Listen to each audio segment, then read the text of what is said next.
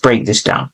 So now that we've come into this zone, I want traders to understand what is really going on inside of this zone over here, right? This zone is super important. So this rejection over here corresponds to this rejection over here. So I'm going to zoom in so everyone can see this, right? This yellow box corresponds to this candle over here. This is very important to understand. Now, I want traders to understand one thing, right? Let's go back to the candlestick chart. Now, when you see price coming into a fair value gap like this, right? When you see price entering into a fair value gap like this, you want to see sellers failing in this region. Sellers must be failing, right? So what does that mean? You want to see a ton of aggressive sellers over here. So you want negative delta, right? So negative delta is just red delta, right? This is going to be in red.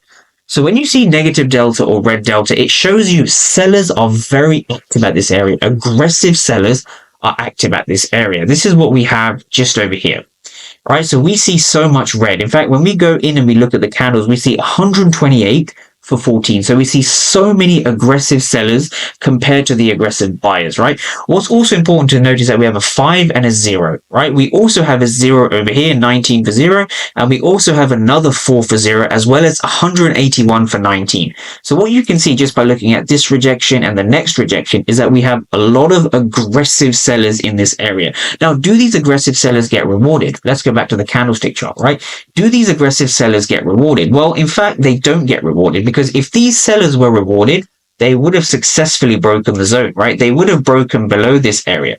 But in fact, they haven't. So you want to look at it logically. You want to look at it logically. You want to ask yourself this one question.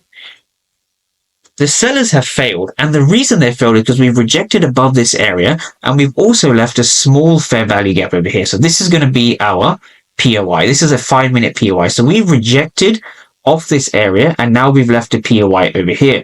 Just to make things clear, we've left a very, very tiny fair value gap over here, right? This is the fair value gap. So notice how from here, let's break this down again using the power of 3. So the power of 3 shows us one thing, right? The power of 3 shows us that we're below the 10 a.m. Eastern. We've rejected over 15-minute fair value gap.